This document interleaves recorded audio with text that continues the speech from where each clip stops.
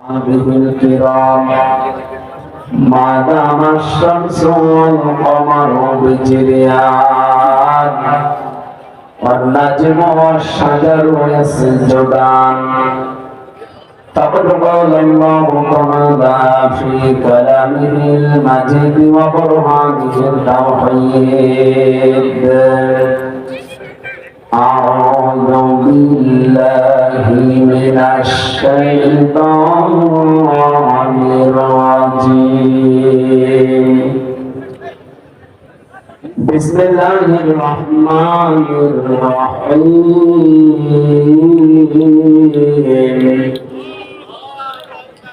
والعصر إن الإنسان لفي خسر صدقت يا ربنا عن أبي سعيد الخدري رضي الله تعالى عنه قال قال النبي صلى الله عليه وسلم من رأى منكم منكرا فليغيره بيده فإن لم يستطع فبلسانه فإن لم يستطع فبقلبه وذلك ضعف الإيمان رواه البخاري. وقال تعالى في شأن رسوله ما كان محمد أبا أحد من رجالكم ولكن رسول الله وخاتم النبيين وخاتم النبيين اللهم صل على سيدنا مولانا محمد وعلى آل سيدنا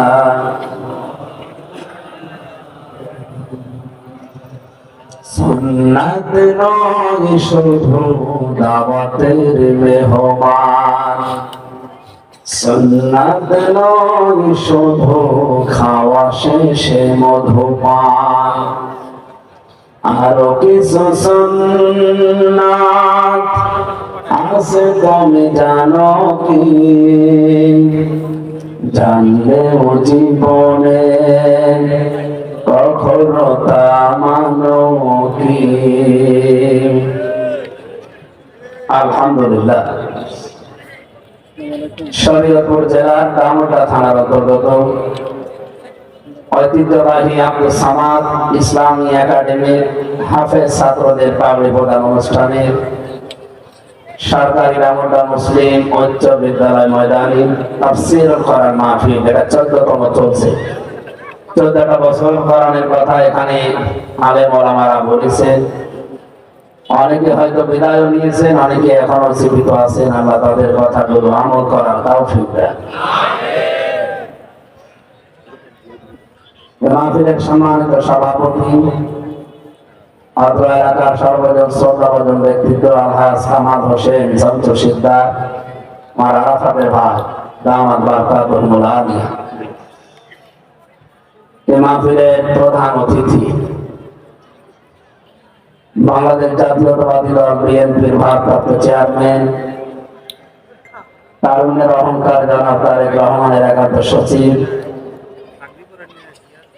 সংসদ সদস্য প্রার্থী আমার বড় ভাই নেই, আমি একা। আমি বাংলাদেশে যাকে অন্তত বড় ভাই মনে করি।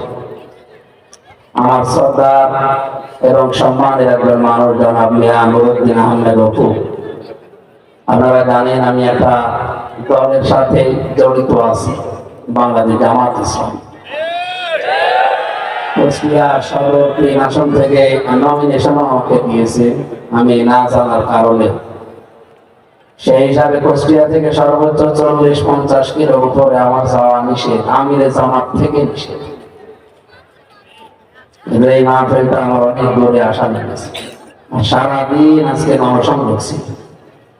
আমার মনে হয় বড় ভাই না বললে আমি আজকে আসতাম। অনেক কষ্ট হয়ে গেছে, বিভিন্ন জায়গা থেকে কথা বলে মাইনাস করি আজকে আপনাদের বাংলাদেশ জামাত ইসলামের যিনি জেলার আমির, ওনার সাথে কথা হয়েছিল।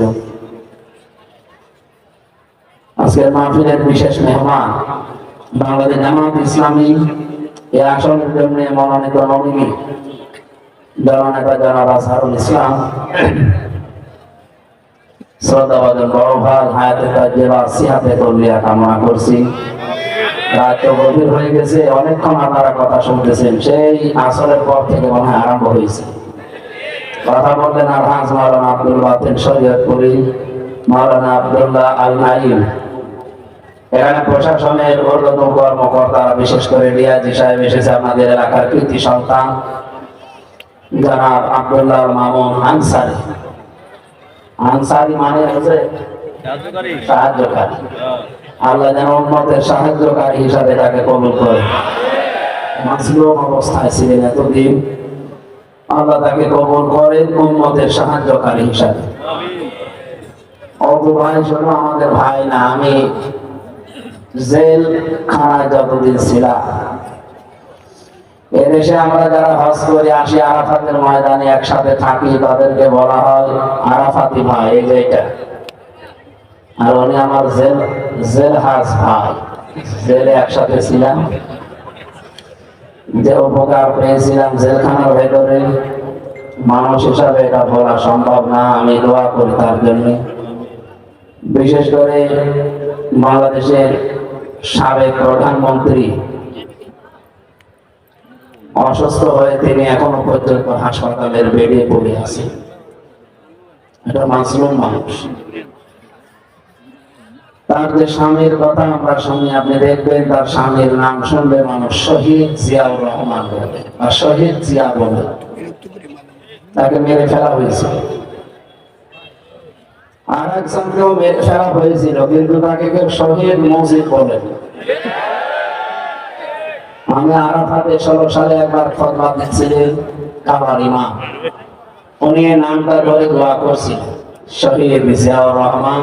আরবিতে আরো 3-4 লাইন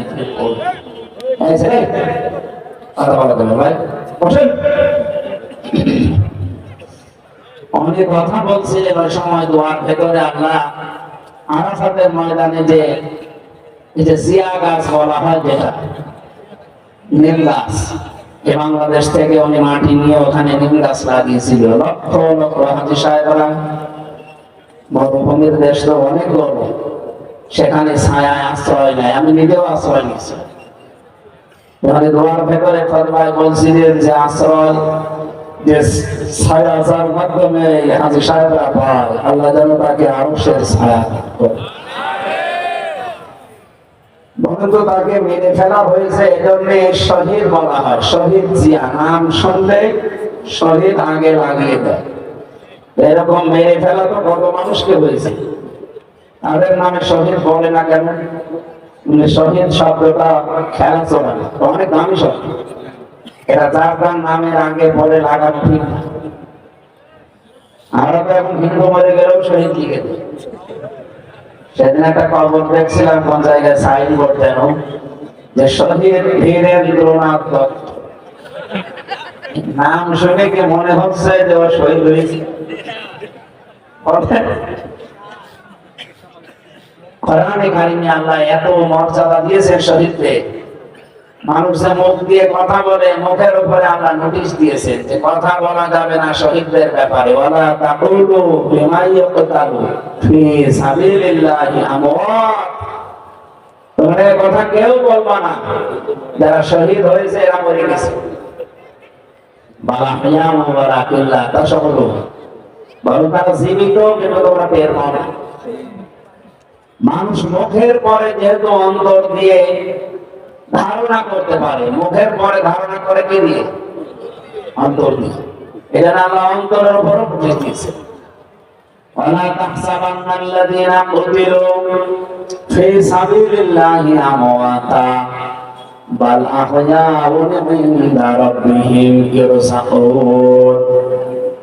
কেউ এ কথা ধারণা দুনিয়া করবা না যারা শহীদ হয়েছে এরা মারা গেছে, বরং তারা জীবিত এবং আমি আল্লাহ নিজে তাদেরকে রিজিক দেই।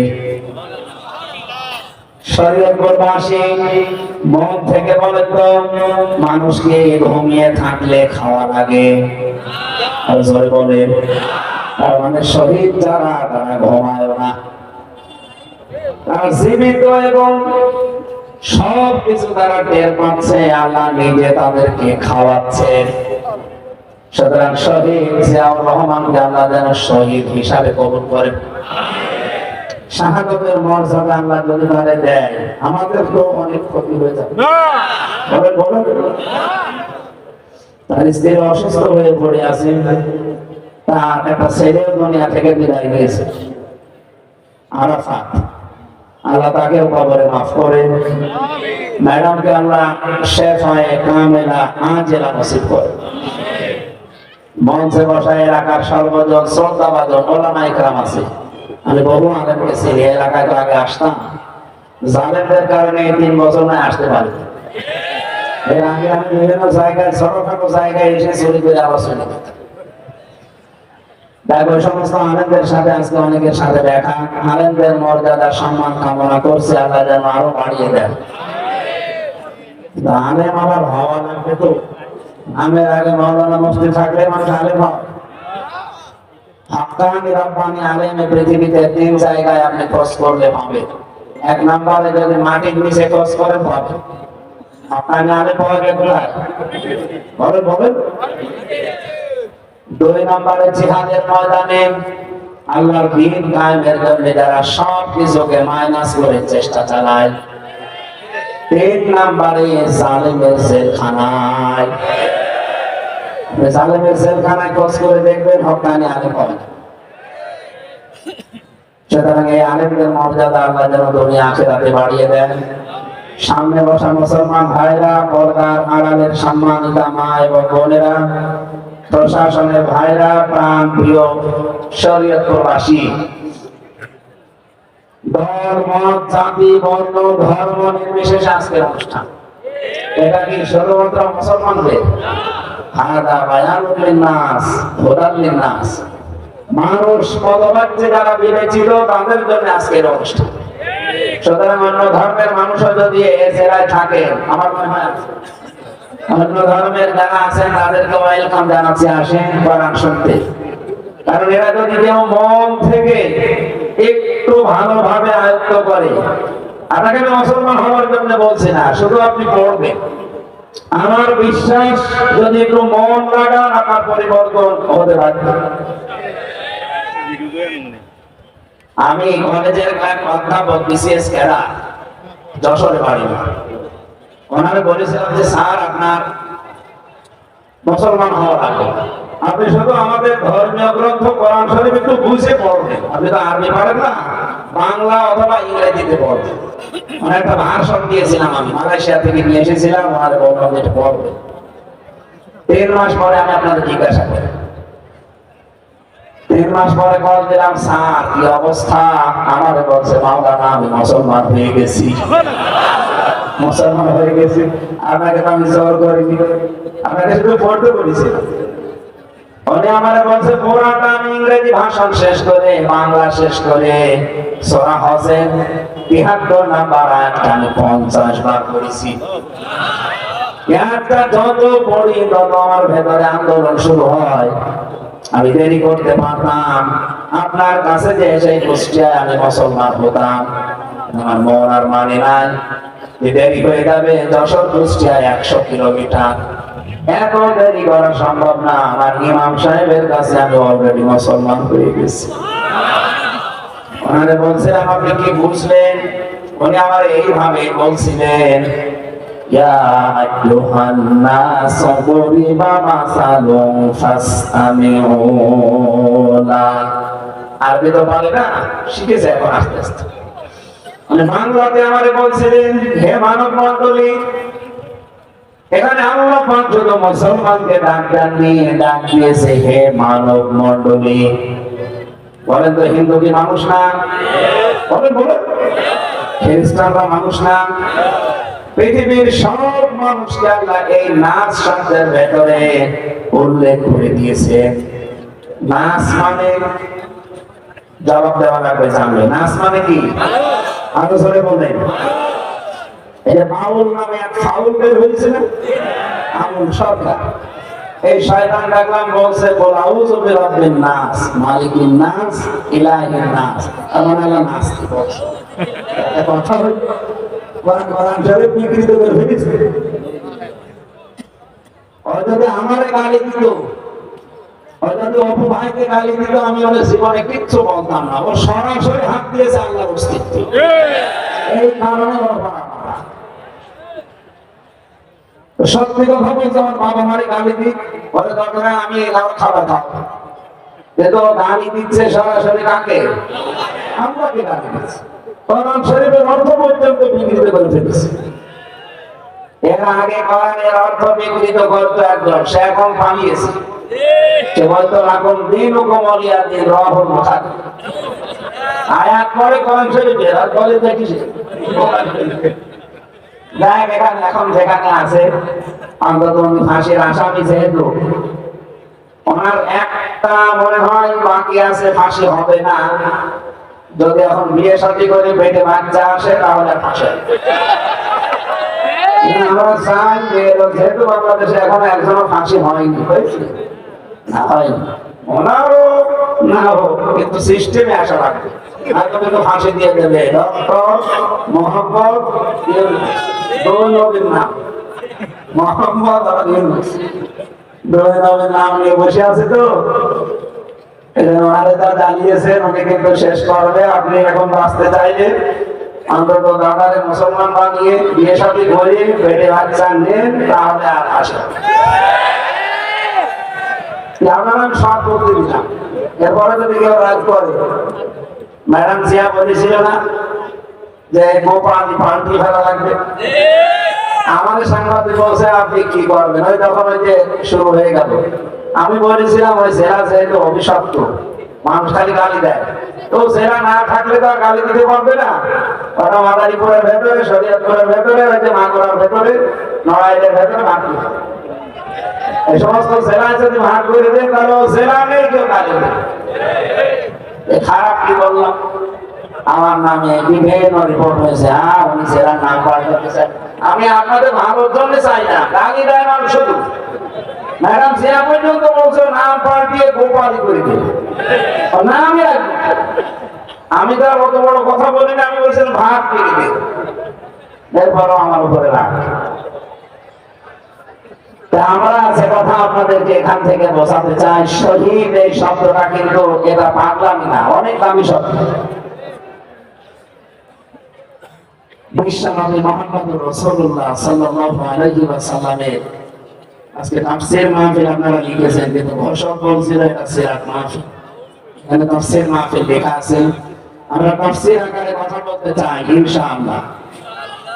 স্যারকে আমি বলেছিলাম আপনি ইয়া আইয়ুহান নাস বলার পরে কি বুঝলেন? উনি বলছে মানব মণ্ডলী ডাক দেওয়ার পরে আল্লাহ বললেন দরিবা মাসালুন ফাসতামিউ লা। একটা উদাহরণ দেই তোমাদের সামনে, খুব ভালোভাবে উদাহরণটা শ্রবণ করো। বলেন তো উদাহরণ দিচ্ছেন কে? আরো জোরে বলেন। আমির হামজা উদাহরণ দিলেন না, শোনা লাগতো না, সরাসরি উদাহরণ দিচ্ছে আল্লাহ নিজে। কি উদাহরণ দিয়েছে? ইন্নাল্লাযীনা তাদউনা মিন দুনিল্লাহি ইবাদুন মিন দুনিল্লাহি লা ইয়াখলুকু যুবাবা।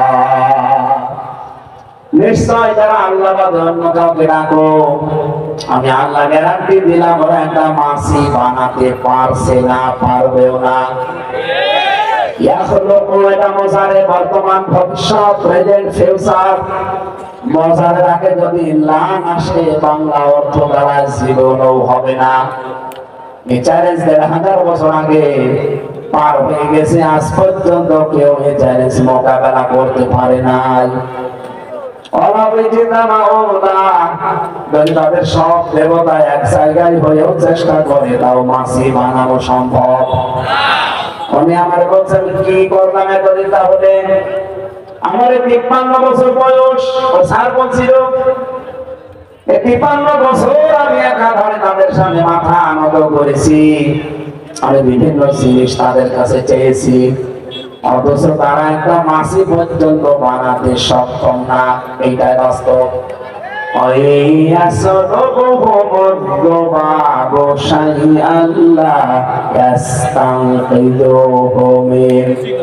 এমনকি মাসি যদি তাদের কাছ থেকে কিছু কিছু ছিনিয়ে নেয়, সেটা আটকাতেও পারে না। আমি কি করেছি আমার বিবেক থাকার পর এতদিন, কতই না দুর্বল যারা ডাকে এবং যাদেরকে ডাকা হয়। আল্লাহ আমাকে তো দুর্বল বলেছে, যাদেরকে ডাকি তারাও দুর্বল। এ কথাটা আমার মনের ভেতরে বারবার ধাক্কা দিয়েছে। আসলে তো ঠিক হচ্ছে না। আমার 2টা হাত আছে, আমি ধরতে পারি, আমার 2টা পা আছে, আমি চলতে পারি, অথচ যাদের সামনে আমি মাথা নত করি তার 8টা 10টা করে হাত, তার 2টা করে পা, তারপর সে দাঁড়াতে পারে না। বাঁশ দেওয়া লাগে, বাঁশ দেওয়া লাগে না? 2টা পা আমার মতো থাকার পরেও বাঁশ দিয়ে খাড়া করে রাখা লাগে, আবার হাত আছে 10টা, ধরতে পারে না। আমি কেন মানুষ হয়ে এর সামনে মাথা নত করবো? আমার বিবেকটা রায় দেয়নি। এখন আমার স্ত্রী আর আমার 2টা ছেলে মেয়ে আছে, তাদেরকে নিয়ে আসার চেষ্টায় আছি। স্ত্রী আমাকে জানিয়েছে আওয়াজ আমার কানে লাগবে, কোথায় আওয়াজ ভেঙে যাবে, ঘুরে যাবে, ঘুরে যাবে। স্যার আমারে বলছিল আমার স্ত্রী নাকি ওনাকে জানিয়েছে যে আমিও মুসলমান হতে চাই, কিন্তু আমার মা বলে গেলে মুসলমান হলে আমার মা রাগ করবে, সুতরাং উনি বলে স্যার আপনি হয়েছেন থাকেন, আমিও আসতেছি। আমি এখান থেকে যেটা বলতে চাই, অন্য ধর্মের যারা এসেছেন শুনতে পাচ্ছেন বা শুনতে পাবেন ভিডিওর মাধ্যমে, আপনাদেরকে আমি কোরআন শরীফ পড়ে মুসলমান হতে বলছি না, শুধু পড়ে দেখেন। বিবেক যদি হালকাও কাজে লাগে, ইসলাম ছাড়া অন্য ধর্মে আপনি থাকতেই পারবেন না। আজকে আলোচনা দল মত নির্বিশেষে সব মানুষের জন্য, যে আল্লাহ আমাদেরকে এখানে নিয়ে এসেছেন কোরআনে কারীম শোনার জন্য, বোঝার জন্য, খুশি হয়ে বলেন আলহামদুলিল্লাহ। আপনার কাছে আয়োজন যাই মনে হোক, এটা কিন্তু এখন শ্বাস প্রশ্বাসে নিঃশ্বাসে নাকি হচ্ছে। নবীজি বলেন কোরআনের কোন আয়াত বোঝার জন্য যদি কেউ চেষ্টা চালায়, ও যদি নাও বোঝে, তাও 500 রাকাত নফল নামাজের সওয়াব। 500 রাকাত নফল নামাজ আপনি বোঝেন? জীবনে পড়েছেন কিনা আল্লাহ ভালো জানে। অথচ আজকে যে তেলাওয়াত কিন্তু আয়াত 2টা মাত্র, এই 2টা আয়াত যদি বোঝার জন্য চেষ্টা চালাই, আমরা আধুনিক তাফসীর অনুযায়ী কথা বলবো ইনশাআল্লাহ। আমার আশা এখানে আমরা যারা এসেছি আমাদের জীবনে পরিবর্তন আসবে। এরা মোটামুটি করে কারা না, এভাবে তো ক্লাস করা যাবে না। বসেন, যারা চলে যাচ্ছে জরুরি জরুরত আছে চলে যাক, কিন্তু বাকিগুলো বসে থাকা লাগবে। ওঠাউঠি করা যাবে না, কথা বলা যাবে না। এটা বলতে একদম 1 ঘন্টা এদিকে থাকা। রাসূলের উপরে দরুদ আর সালাম পড়ছি, যিনি কিয়ামতের ময়দানে সুপারিশ না করলে যত বড় মহানতি হন আপনি জান্নাত পাবেন না। কথা বলেন না কেন? হযরত ঈসা নবী যেখানে বলবে রব্বুল আলামিন তুমি আমার মা মরিয়মের সাথে যা ভালো লাগে আচরণ করো, আমার দেখার দরকার নেই।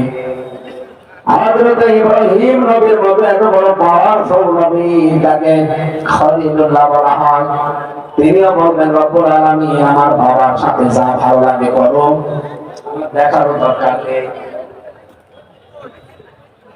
এত বড় বড় নবীরা পর্যন্ত তাদের মা বাবা সব আয়াত ছেড়ে দেবে। প্রত্যেকটা মানুষ শুধু নিজের দিকে তাকিয়ে বলবে নাফসি নাফসি, আমার কি হবে। হঠাৎ করে হাসরের ময়দানের এক কোণা থেকে একটা আওয়াজ আসবে। কেউ কেউ কথা বলেন হঠাৎ আওয়াজ দিল কে? তাকিয়ে দেখবে সবাই চাঁদের মতো চেহারা একজন দাঁড়িয়ে ডাকতেছে। সবাই তার কাছে যাবার পরে বলবে, কে আপনি? চোখের পানি ফেলে নবীজি বলবেন, আমাকে চিনতে পারো না? আমি সেই এতিম নবী মুহাম্মদুর রাসূলুল্লাহ। সঙ্গে সঙ্গে তিনি সেজদায় পড়ে যাবেন। এক সেজদায় 50,000 বছর চলে যাবে। কারণ হাসরের ময়দানের একটা দিন 50,000 সানা মিম্মা তাউদ্দুন, 50,000 বছরের মতো লম্বা। রব্বুল আলামিন এবার ডাক দেবেন, কারণ হাসরের এই কঠিন ময়দানে আল্লাহ যে নাম ধারণ করবেন জব্বার আর কাহ্হার। এর আগে তিনি এত রাগান্বিত কোনদিন হননি, এরপরেও আর কোনদিন এত রাগান্বিত হবেন না। ওই দিন এত রাগ করে গোছা নিয়ে তিনি বসে থাকবেন। নবীজি সেজদায় পড়ে আছে, 50,000 বছর পরে ডাক দেবেন আমার আল্লাহ, এবার হাবিব আপনাকে আমি কাউসারের মালিক বানিয়েছি, আপনাকে আমি মাকামে মাহমুদ দিয়েছি, জান্নাতের দরজা আপনি ছাড়া খোলা হবে না, এমনকি আপনি প্রবেশ করার আগে জান্নাতে কেউ যেতেও পারবে না। আপনি কাঁদেন কেন? এতদিন পরে জিজ্ঞাসা করছে কাঁদেন কেন? নবীজি বলে, রব্বুল আলামিন আমাকে যা দিয়েছেন আমি সব কিছুতে সন্তুষ্ট হয়েছি, কিন্তু আমার চোখের পানি বন্ধ হবে না যতক্ষণ আমার উম্মত আমার সাথে জান্নাতে না যাবে। সুতরাং আশা করবো শরীয়ত কোরবানি বিবেকটা কাজে লাগাবেন। আজকে থেকে ওই নবী বাদ দিয়ে এই পৃথিবীতে আমরা কারো আদর্শ মানি না। কথা বলেন না কেন?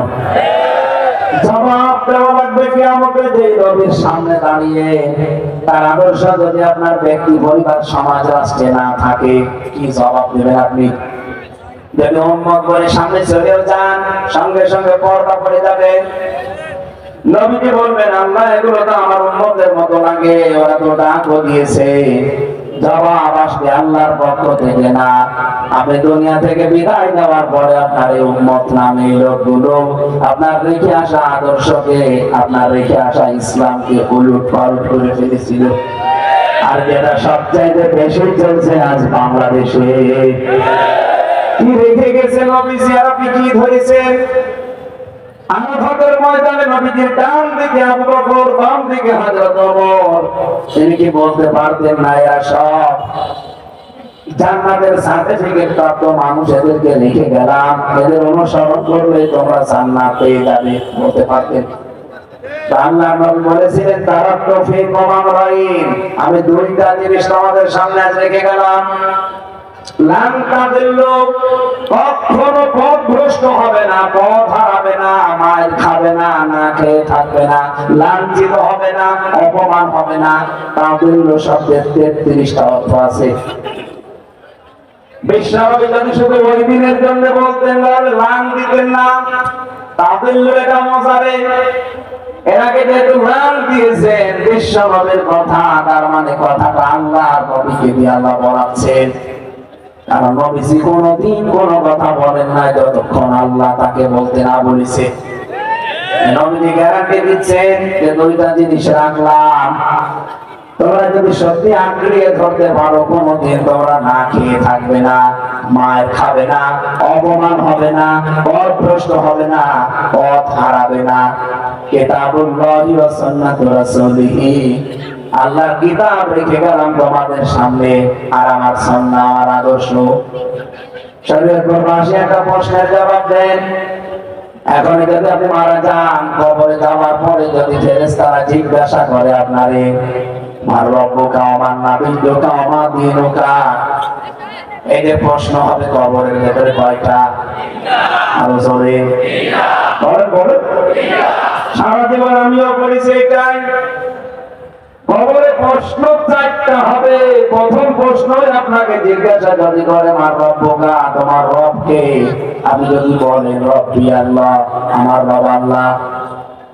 2 নম্বরে যদি বলে মা দীনুকা, তোমার জীবন ব্যবস্থা বা দিন ধর্ম কি, আপনি যদি বলেন দীনুনা ইসলাম। 3 নম্বরে একজনকে দেখিয়ে বলা হবে মান হাযার রাজুল, এই লোকটা কি। আপনি যদি বলেন যে হাসান নবিয়্যুনা মুহাম্মাদুর রাসূলুল্লাহ মুহাম্মদ সাল্লাল্লাহু আলাইহি সাল্লাম, সঙ্গে সঙ্গে ফেরেশতারা 4 নাম্বার প্রশ্ন এটা করবে, যেগুলো বললে তুমি এগুলো পেয়েছো কোথায়? আপনাকে বলা লাগবে যে আমি কোরআনে পড়েছি। আপনি যদি কোরআন বাদ দিয়ে পৃথিবীর কোন কিতাবের নাম বলেন যে আমি অমুক কিতাবে পেয়েছি, ফেরেশতারা ওই কিতাব চেনে না। কথা বলেন না। পৃথিবীর কোন কিতাবের সাথে ফেরেশতাদের সম্পর্ক নেই। ফেরেশতারা শুধু একটা মাত্র কিতাব চেনে, আল্লাহ কোরআন। এখানে 4 নাম্বার প্রশ্নের জবাবে যারা কোরআনে পেয়েছি এ কথা বলতে পারবে না, তারা টাকা খাবে।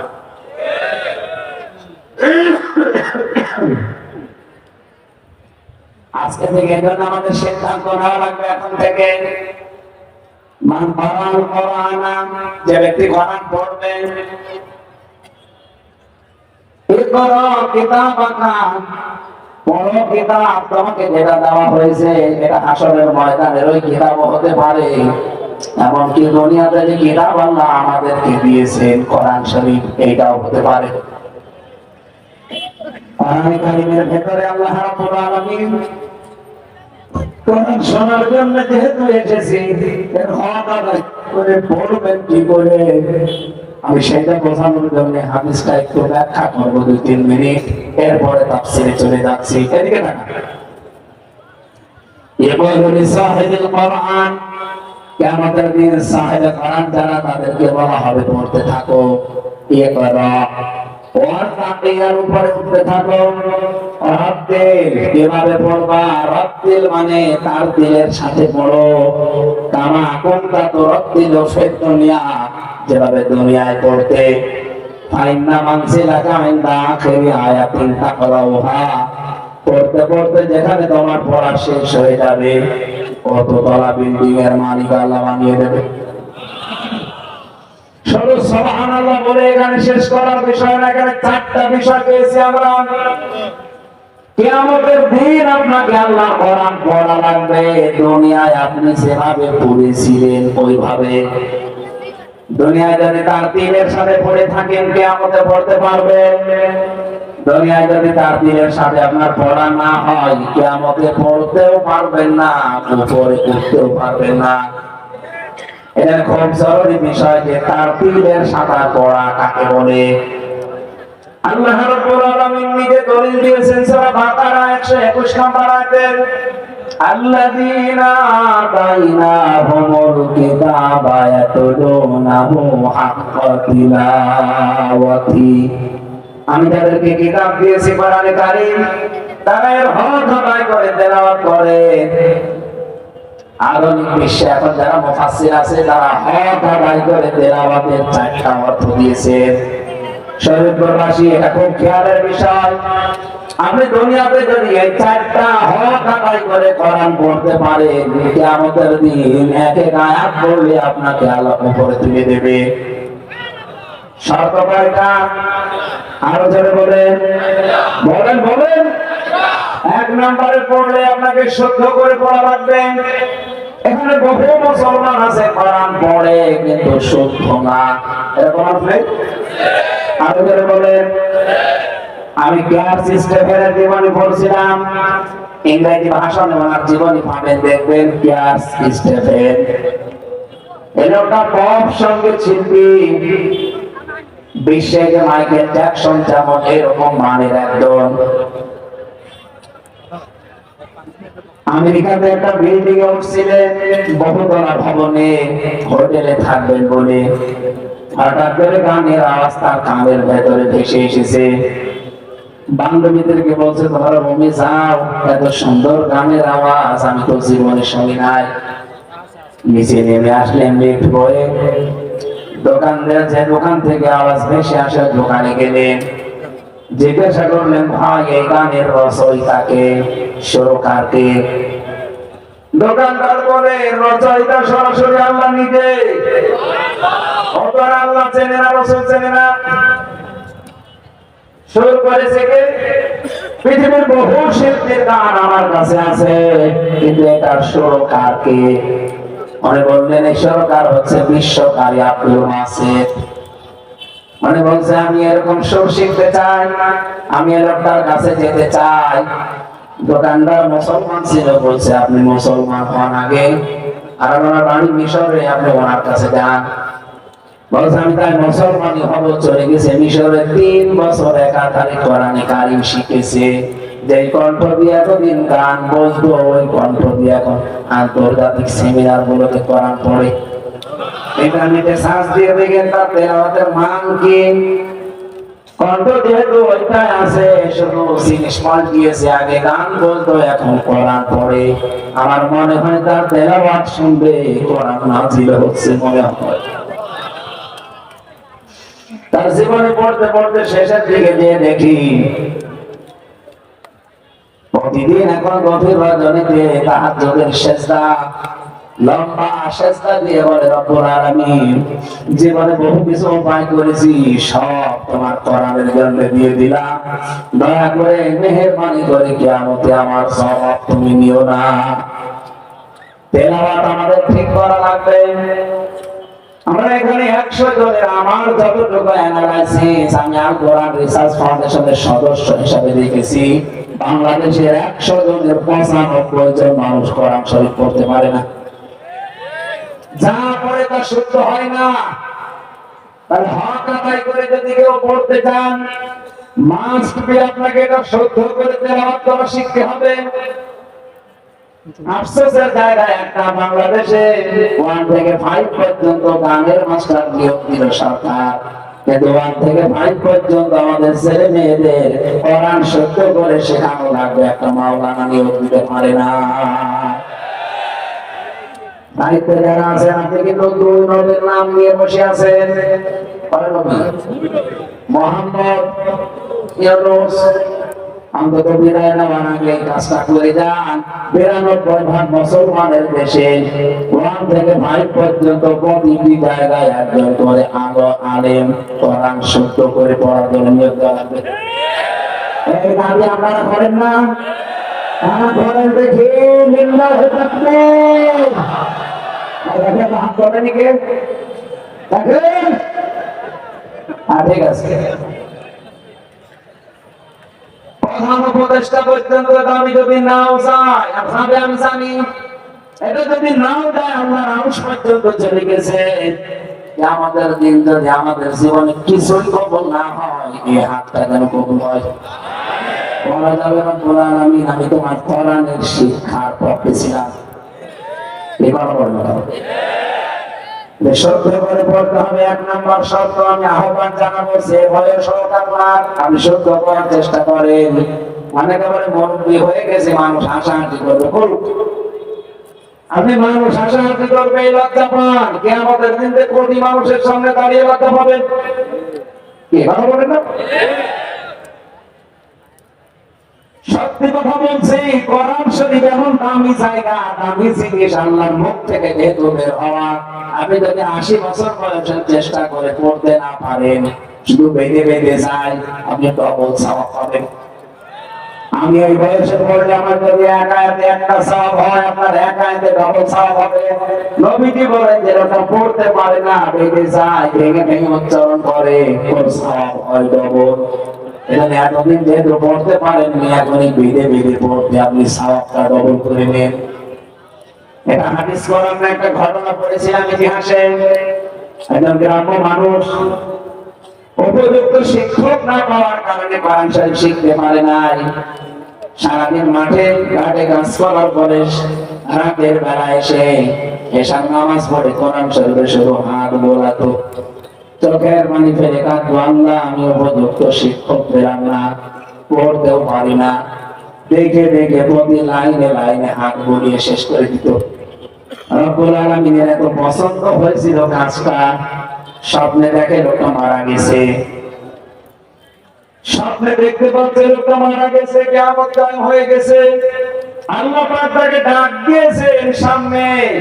এখানে একটা প্রশ্ন আছে, বহু মানুষ আমাদের এই দেশে আর ভারতে আর পাকিস্তানে, এই 3টা দেশে আমি গেছি, মানুষের ভেতরে এই বিশ্বাস এখনো আছে, বিশেষ করে মাদারীপুর, শরীয়তপুর, ফরিদপুরের লোকের বেশি, কারণ সব পীর আল্লাহ দিয়েছে এই এলাকায়। এখান থেকে শুরু করে আপনি বরিশাল পর্যন্ত আর এদিকে ফরিদপুর পর্যন্ত পীরের কোনো অভাব নেই। আসার সময় দেখলাম বিসমিল্লাহ শাহ মাজার। আমি আজকে আসার সময় কয়েকটা মাজারের সামনে দিয়ে এসেছি, আর একটা মাজার পেয়েছি রাজবাড়ি পার হয়ে একদিন শাহ মাজার। নাম শুনলে মনে হচ্ছে ভুয়া। কিসের একদিন, কিসের বিসমিল্লাহ শাহ, সব বানানো, খবর পড়ে দেখবেন কিছু নেই। সাইদে সাহেব বলতেন না যে গাধা শাহ মাজার, গাধা বলে দিয়েছে, কবর বানিয়ে দিয়েছে। আমি যেটা এখান থেকে বলতে চাই, এই সমস্ত ভণ্ড পীর নামে ঘটকেরা এদেশের মুসলমানদের ইমানের দুর্বলতার সুযোগ নিয়ে এদেরকে বিশ্বাস জন্মিয়েছে যে কিয়ামতে তোর চিন্তা নেই, আমি আছি। কিয়ামতের দিন এক একজন পীর নাকি লক্ষ লক্ষ মুরিদ নিয়ে উঠবে, এটা মিথ্যা কথা। কিয়ামতের দিন প্রতিটি মানুষ আল্লাহর সামনে দাঁড়াবে একা একা। বলেন বলেন, কিয়ামতের দিন একা একা দাঁড়াবেন আপনি আল্লাহর সামনে, কেউ থাকবে না। এটা খালি বানালাম। অকুল্লুহুম আতিহি ইয়াউমাল কিয়ামাতি ফারদা। সূরা মারইয়াম 16 নম্বর পারা 10 নম্বর পৃষ্ঠা 15 নম্বর লাইনের শেষ নাম্বার রুকুর 95 নম্বর আয়াতে আছে। তাফসীরে ইবনে কাসিরে পাবেন, আল্লাহ বলেন কিয়ামতের দিন আমার সামনে তোরে একা দাঁড় করাবো, কেউ থাকবে না। সুতরাং যারা মিথ্যা কথা ছড়িয়েছেন যে কিয়ামতে আমার বাবা যান, আমার পীর সাহেব লক্ষ লক্ষ মুরিদ নিয়ে মিছিল দিতে দিতে আসবে, এটা মিথ্যা কথা। এটা কোরআনের আয়াতের সাথে মিলে না। বলতো কোরআনের সাথে না মিললে ওটা কি সত্য কথা? বলুন বলুন।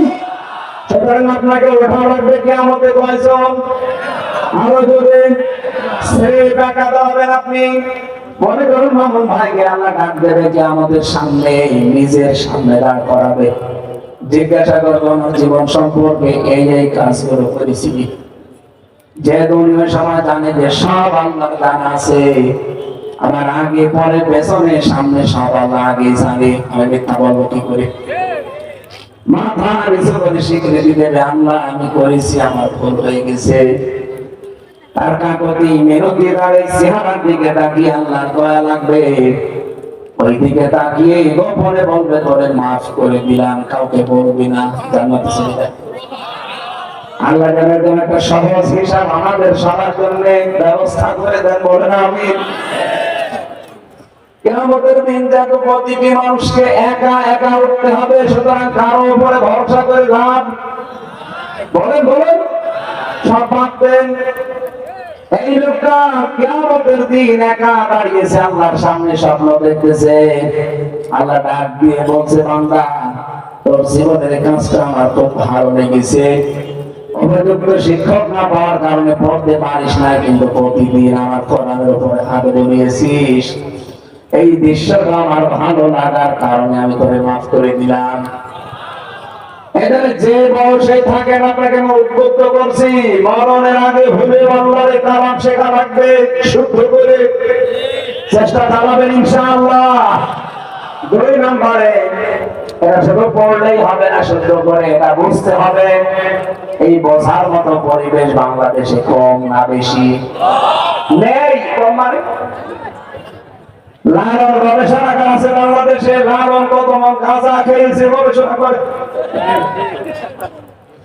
লালন গবেষণাগার, লালন একাডেমি পর্যন্ত বানায়, অথচ কোরআনের একটা আয়াত নিয়ে গবেষণা করে সেখান থেকে তথ্য নিয়ে আসা লাগবে, এরকম কোন সেন্টার দেশে নেই। অথচ 92% মুসলমান আমরা। কথা বলেন না কেন? আমরা চাই আগামীতে এই সিস্টেমটা আরো ব্যাপক হারে তৈরি হয়। আমরা কোরআনে কারণ বুঝতে চাই। আল্লাহর কসম করে বলছি, কোরআন শরীফ আপনি তাফসীর না, শুধু একবার যদি মাতৃভাষায় পড়াটা পড়েন, একটু যদি বোঝেন, আপনাকে পিঠিয়ে কেউ এই দেশে শিরিক করাতে পারবে না। আপনি করে দেখেন। সুতরাং এটা বোঝার চেষ্টা করতে হবে, এটা হক কোরআনের 2 নম্বর শর্ত। 3 নম্বরে শুধু বুঝলেই হবে না, যতটুকু বুঝেছেন ততটুকু মানা লাগবে। আসতে বলেন, শরীয়ত কোরবানশীল আমাদের কথার জবাব দেওয়া লাগবে। আমি যতটুকু বুঝি, আচ্ছা ভাই যতটুকু বসে সাহেব যতটুকু বসে বাংলাদেশের যে অবস্থা বলেন তো আমরা অতটুকু মানতে পারি? বলেন আমরা তো ওইটাই চাই। এবার আমি যতটুকু বুঝি করান অতটুকু ব্যক্তি পরিবার সমাজ রাষ্ট্রে মানতে চাই। আরে মানতে চাওয়া এখন আমাদের নাকি দোষ? আরে ভাই বাংলাদেশে বহু এমন আছে যেগুলো শুধু পড়া যায়, জমা দেওয়া যায়, কিন্তু মানা যায় না। যেমন সুদের, জেনার, চুরির এগুলো করা নেবে। আপনি পড়লেই মনে করেন সওয়াব হবে, ওটা আমি জানি। কিন্তু সারা জীবন যদি ওয়াজ-নসিহত করা হয় চুরি করলে হাত কেটে দাও, এটা জীবনেও পারা যাবে না, এটা রাষ্ট্র আইন লাগবে। জেনা করেছে আপনি সারা জীবন করবেন, জীবনও আপনি রায় দিতে পারবেন না। আমি যখন জেলে গিয়েছিলাম 20 সালে, আমার গ্রামে একটা জেনার ঘটনা ঘটেছিল কুষ্টিয়ায়। স্বামী বিদেশে আছে, ওই মহিলা একজনের সাথে লাইন করে জেনা করে ফেলেছে, এলাকার লোকজন ধরে দিয়েছে। আমার কাছে সকালে এসে বলছে রায় দেন, রায় মানে ফতোয়া দেন। আমি ফতোয়া দিয়ে দিলাম যে জেনা যদি সত্যি করে আর দেখে সাক্ষী 4 জন থাকে তাহলে তার সঙ্গে সাবের বিধান, যেহেতু বিবাহিতা। এমন ফতোয়া পর্যন্ত শেষ। বললাম যেহেতু এই দেশে করার আইন চলে না, এই ফতোয়া আবার কার্যকর করি না, তাহলে ওই মহিলাকে কার্যকর করার আগে পুলিশ আমার জন্য নিয়ে যাবে। পুলিশ বসে আছে, পুলিশ আমার ধরে নিয়ে যাবে, দরকার নেই থাক। এরপরে ছেলে চলে গেলাম। 3 বছর পরে বের হয়ে দেখলাম গ্রামের লোক 2 ভাগ। এক ভাগ ওই যে রাগ করে আছে যে হুজুর তো পড়তে পারে, রায় দিতে পারে না, রায় দিয়ে আমি বাঁচতাম। বলে না কেন রায় দিয়ে বাঁচতাম? যদি কোরআনের আইনে এই দেশে রাষ্ট্রীয় ভাবে কায়েম থাকতো। এই জন্যই তো মাথায় দড়ি দিয়ে মাথায় মানুষে গামছা বেঁধে লেগেছি যে এইটা কি করে সংসদে কায়েম করা যায় সেই ব্যবস্থা। আমরা যতটুকু পড়ি অতটুকু যদি মানতে পারি তাহলে 3 নাম্বার শর্ত আদায় হয়। 4 নাম্বারটা কি? আপনি শুধু নিজে পড়বেন, নিজে বুঝবেন, নিজেই মানবেন হবে না, এটা যেন জনগণ মানতে পারে সেই ব্যবস্থা করে দেওয়া লাগবে। এই ব্যবস্থা করতে গেলে কারো কাছে রাজনীতি মনে হয়, এই ব্যবস্থার কথা বলতে গেলে কারো কাছে মনে হয় যে এটা ধান্দাবাজি, দুনিয়ার কাজ। আমি 25 জন নবীর দোয়া পড়েছি কোরআন শরীফে। 25 জন নবী দোয়া পড়েছে, শুধু আদম নবী বাদ দিয়ে প্রতিটা নবীর দোয়ার ভেতরে রাষ্ট্রের কথা ছিল। আমি ডিআইজি সাহেব সহ যারা শিক্ষিত মানুষ আছেন তাদেরকে বলছি বাড়িতে মিলাবেন। হযরত সুলাইমান নবী আল্লাহর কাছে দোয়া করেছিলেন, এটা সূরা 6 এর 35 নাম্বার আয়াতে আছে। আল্লাহ রব্বি গফিরলি ওয়া হাবলি মুলকান লা ইয়ানবাগি লিআহাদিন মিন বা'দি ইন্নাকা আনতাল ওয়াহ্হাব। সুলাইমান নবী দোয়া করছেন, হে আমার রব আমাকে মাফ করে দেন, আমাকে এমন একটা রাষ্ট্র ক্ষমতা দান করেন যে আমার পরে আর কাউকে এমন ক্ষমতা দেবেন না। ইন্নাকা আনতাল ওয়াহ্হাব, নিশ্চয় আপনি মহাদাতা। হযরত ইউসুফ নবী দোয়া করলেন, ক্বালা রাব্বি জাআলনি আলা খাযাইনিল আরদি ইন্নী হাফিজুন আলীম। সূরা ইউসুফের 55 নম্বর আয়াতে পাবেন। ইউসুফ নবী বলেছে, বাদশা আপনি আমাকে খাদ্যের দায়িত্ব দেন, খাদ্য মন্ত্রণালয়ের দায়িত্ব আমারে দেন, আমি এ বিষয়ে ভালো বুঝি এবং এ বিষয়ে সংরক্ষণকারী আমি ভালো। মুহাম্মদ রাসূলুল্লাহ দোয়া করলেন, ওয়াজআলনি মিন লাদুনকা সুলতানান নাসীরা। সূরা বনী ইসরাঈলের ৮০ নম্বর আয়াতের শেষের অংশে আছে 15 নম্বর পারা 8 নম্বর পৃষ্ঠা 15 নম্বর লাইনের শেষ শব্দ এটা। উনি বললেন, রব্বুল আলামিন আমাকে রাষ্ট্র ক্ষমতা দান করেন তার ভেতরে আপনার সাহায্য থাকে। আমার প্রশ্ন, এরকম 25 জন নবীর দোয়া পেয়েছি, শুধু আদম নবীটা বাদ দিয়ে। আদম নবী বলেছিলেন, রব্বানা যালামনা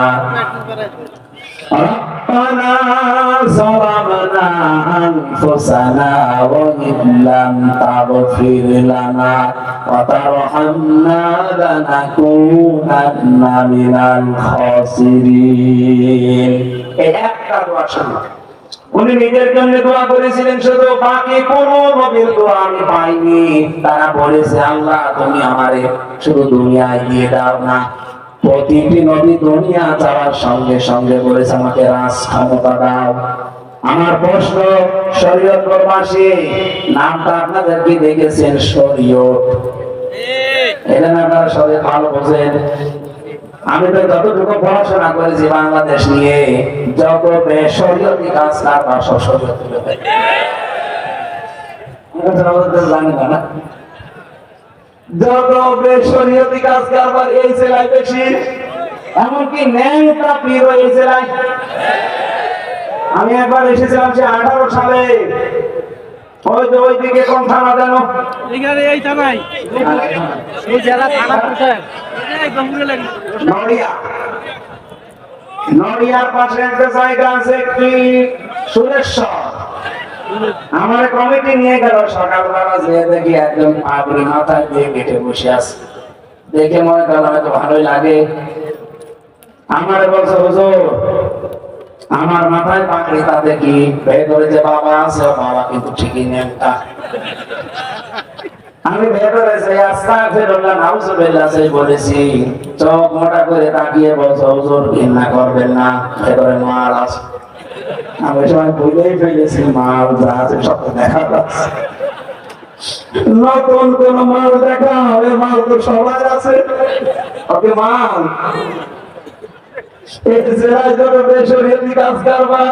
ইসলাম আসলে এটা থাকবে না শরীয়তের বিধান এখান থেকে চালু হবে ইনশাআল্লাহ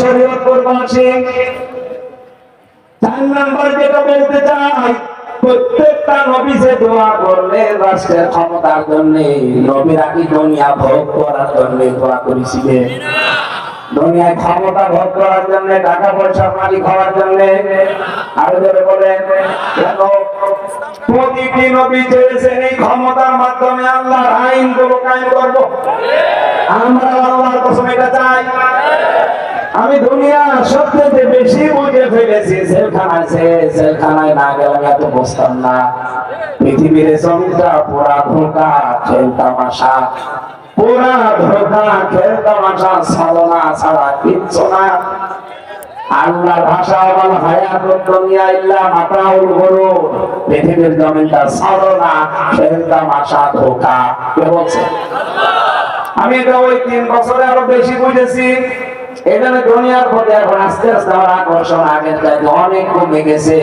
এখন আমার একটাই ধান্দা কি করে আল্লাহর জমিনে তার বিধান কায়েম করা যায় এমনকি টাকা পয়সা অর্থ সম্পদের প্রতি আমার কোন এখন আর মোহ আস্তে আস্তে কেটে গেছে আমি করব কি আমার 3টা মেয়ে আমি যা করবো কামাই সব খাবে আমার সামাই ওটাকে ছেড়ে জন্য করে নাও যা আছে তুমি নিজে খেয়ে যায়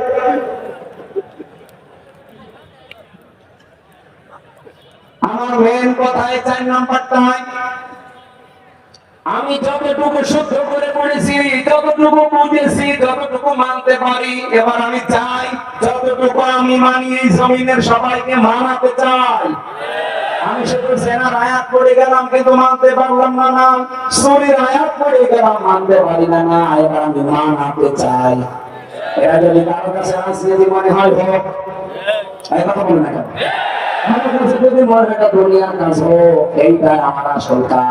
আমি চাই সবাই যেন আল্লাহর বিধান মতো মেনে শান্তি পায় কোরআনে কারিমে সূরা নিসা 105 নম্বর আয়াত পড়বেন বাড়িতে ইন্না আনজালনা ইলাইকাল কিতাবা বিল হাক্কি লিতাহকুমা বাইনান নাস অবশ্যই আপনাকে এই কিতাব আমি দিয়েছি শুধু চোমা খাবেন আর মাথার উপরে রেখে দেবেন তা না দিয়েছি এই জন্য এখানে সত্যের বিধানগুলো দেওয়া আছে লিতাহকুমা বাইনান নাস যেন আপনি মানুষের ভেতরে ন্যায় বিচার কায়েম করতে পারেন এই 54 বছর স্বাধীন হয়েছে বাংলাদেশটা, কোরআনের এই আয়াতটা যদি 71 সালে যেদিন সংসদ গঠন হয়, ওই দিন যদি আয়াতটা সংসদে কায়েম হয়ে যেত, আল্লাহর কসম আমার 3 বছর জেল খাটা লাগতো না।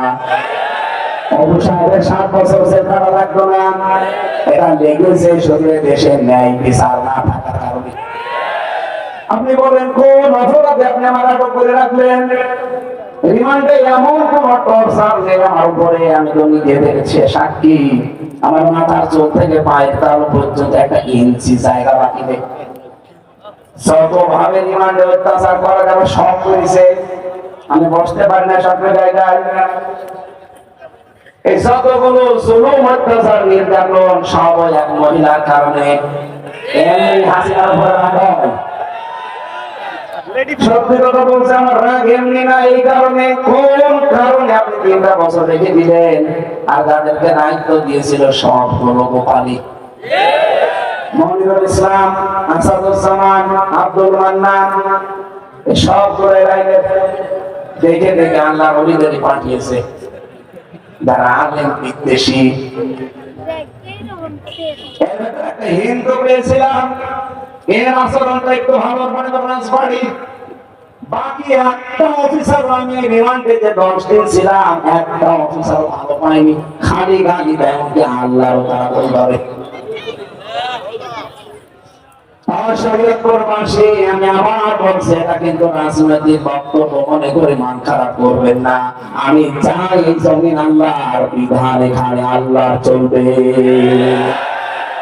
তাহলে আর বিনা কারণে মিথ্যা মামলায় মিথ্যা সাক্ষীর কারণে জেল খাটা লাগবে না। বাংলাদেশটা আমরা একটা মিনি জান্নাত বানিয়ে ফেলতে চাই। আমরা বলে মানুষের ভেতরে ন্যায় বিচার কায়েম করবা এই কোরআন দিয়ে। কিভাবে করবা? বিমা রাখাল্লাহ, যেভাবে আল্লাহ তোমাকে দেখিয়েছে। কিভাবে দেখিয়েছে আল্লাহ? এর মধ্যে 500 আইন আছে, আল্লাহ দেখিয়ে দিয়েছেন। ওয়ালা তাকুল্লিল খায়িরিনা খাসিমা, সাবধান, যারা বিশ্বাসঘাতক তাদেরকে আপনি অনুসরণ করবেন না।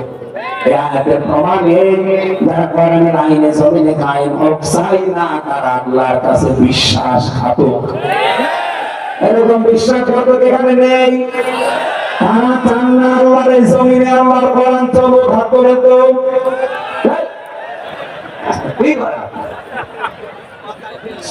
আপনি তো বিশ্বাসঘাতক হয়ে যাবে। আমার যে তেলাওয়াতকৃত 2টা আয়াত ছিল, আপনারা সবার পরিচিত আয়াত আমি পড়েছি। আমার মাথার ভেতরে আয়াত নিয়ে যত কথা আছে, আমার সারা জীবন যদি এই 2টা আয়াত নিয়ে কথা বলি, আমার সারা জীবন চলে যাবে। এত কথাই তো আয়াতে আছে। আমি প্রায় 42টার উপরে তাফসীর দিয়েছি এই 2টা আয়াতের সাথে। সামারাইজ করে করে করে করে আমি বানিয়েছি, যেটা এইটা এবার ডেলিভারি দেই। আল্লাহ রাব্বুল আলামিন আমাদেরকে ডাক দিয়েছেন, ওয়ালা আসরি ইন্নাল ইনসানা লাফি খুসর। আসরের নামাজের কসম, অথবা সময়ের কসম, অথবা ইতিহাসের কসম, কালের কসম, যুগের কসম, আল্লাহ কসম দিয়েছেন। কেন? কারণ আমাদেরকে যে কসমটা দিয়ে বোঝাতে চাই সেটা হচ্ছে মানুষের সবচাইতে বড় সম্পদ, তার নাম হায়াত, সময়। হায়াত আছে এই জন্য আমি হামজা এখানে বসে আছি। হায়াত না থাকলে এখানে বসতে দিতেন? হায়াত আছে এই জন্য মামুন সাহেব বসে আছে। হায়াত না থাকলে যত বড় ডিআইসি হোক, ওনারা এখানে বসতে দিতেন? মরা মানুষকে বসতে দেয়। এই জন্য পৃথিবীর মানুষকে, বিশেষ করে জীবিত মানুষদেরকে আল্লাহ যত নিয়ামত দিয়েছেন, সবচাইতে দামি নিয়ামতের নাম হচ্ছে সময় বা হায়াত।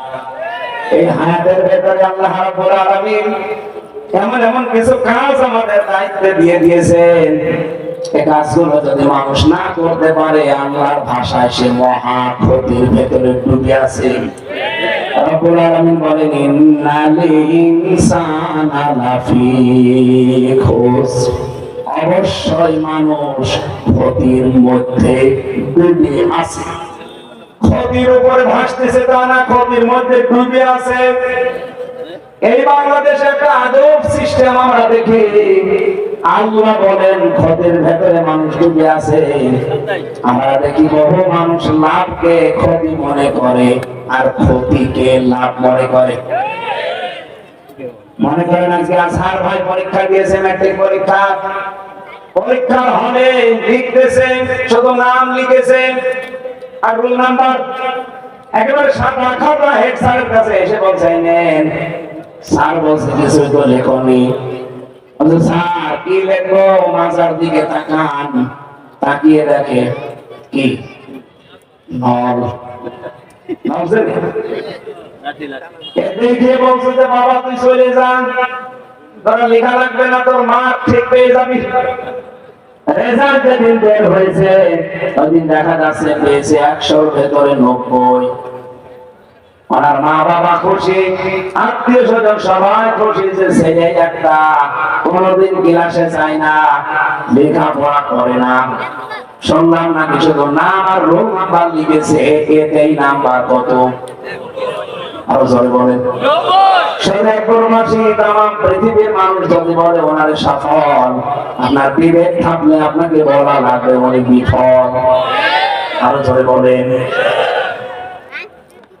আমাদের ঝন্টু সাহেব পরীক্ষা দিয়েছে, কারো তো দেখে না, কারো দেখে না, শুধুমাত্র যতটুকু যোগ্যতা লিখেছে, নকলও করে না, কাউকে দেখায়ও না। শেষ পর্যন্ত পরীক্ষার রেজাল্ট বের হয়ে পেয়েছে মাত্র 33। কত? মানে 20 পাস। ওনার মা বাবা নারাজ, ওনার ভাই বোন নারাজ। করলি কি? এত কষ্ট করে তোর পেছনে শ্রম দিলাম, প্রাইভেট পড়ালাম, ও না পড়ে 100-র ভেতরে 90 পায় আর তুই 33। তাম পৃথিবীর মানুষ যদি ওনারে বলে ব্যর্থ, ওনারে দিয়ে কিচ্ছু হবে না, বিবেক থাকলে আপনারে বলা লাগবে ওইটাই সফল। আরো জোরে বলেন। আরেকজন পরীক্ষা দিয়েছে, আমার সাথে এসেছে আমানুল্লাহ। পরীক্ষা দিয়েছে, আগের রাতে প্রশ্ন হাতে পেয়েছিল, এখানে মন মতো করে সব সাজিয়ে সাজিয়ে নকল লিখেছে। এমনকি ক্লাসে যে হল রুমে বই নিয়ে নোট নিয়ে মনের মতো লিখতেছে, দাড়ি কমা ফুল স্টপ, কোনো কিছু বাদ নেই। ওখানে প্রশ্ন চেয়েছে 10টার ভেতরে 5টার উত্তর দাও, যেহেতু আগের রাতে প্রশ্ন পাওয়া আর বই দেখে লিখতেছে, এখানে 10টার ভেতরে 10টাই লিখে দিয়েছে। পরীক্ষার রেজাল্ট বের হওয়ার পরেও পাইছে কত? 100-র ভেতরে 150। লোকজন জিজ্ঞাসা করছে, স্যার ছাত্র ছাত্র ভালো হোক, ওনা 100-র ভেতরে 99 বা 100 পেতে পারে, 100-র ভেতরে 150 পায় কি করে? স্যার বলছে ছেলে পড়ায়, আমি করবো কি? কারণ লেখা তো ওর না, ওর হাতের লেখা তো আমি চিনি, ও আগের রাতে লোক দিয়ে লিখেছে। বহু মানুষ এরকম আগের রাতে লিখেছিল না, আমরা তো সফল মনে করতাম। 100-র ভেতরে 153 পেয়ে গেছি। লেখা আমি চিনি, ওর পড়াশোনা করে জানি, ওর নিজের লেখানা রোগ দিয়ে লিখিয়েছে। একটা দাড়ি কমা পরিশ্রম কিছু বাদ নেই, আমি খাইবো কি করে? প্রতিটি প্রশ্নে 10 নাম্বার করে দেওয়ার কথা, সেখানে খুব বেশি হলো না 50 নাম্বার পাবে। এখানে ও 10টাই লিখেছে, আমি 100 দিয়ে ফেলেছি, আরো বাকি সব মিলে আরো 50। আমার কিছু করার নেই। তাম পৃথিবীর সব মানুষ যদি বলে ও সফল, আল্লাহর কসম বিবেক থাকলে বলা লাগবে বিফল। এই দুইজনকে যদি চেয়ারে বসান, ওই চেয়ার পর্যন্ত নষ্ট করে ফেলবে। এনার 33টা দেখি এই মানুষটাকে কোন চেয়ারে বসালে চেয়ারের মান রক্ষা হবে। লাভ কোনটা ক্ষতি কোনটা এটা আমরা বুঝি না। লাভকে ক্ষতি মনে করি, ক্ষতিকে লাভ মনে করি। আশা করছি কথা বুঝেছেন। বলুন বলুন। তাম পৃথিবীর সব মানুষ আপনাকে সফল বলতে পারে। এই যে ডোনাল্ড ট্রাম্প বলেন তো, তাম দুনিয়া তার এখন আঙ্গুলের ইশারায় চলে, কিন্তু লোকটার সফল না বিফল? আল্লাহর ভাষা অনুযায়ী তাম পৃথিবীর সব মানুষ ক্ষতির মধ্যে ডুবতেছে। লাফি লাফি মানে মধ্যে, অবশ্যই ক্ষতির মধ্যে ডুবতেছে, হাবুডুবু খাচ্ছে। আমার মনে হয় কথাটা শোনার পরে যাদের বিবেক আছে, শরীরে ঘাপ ধরার কথা।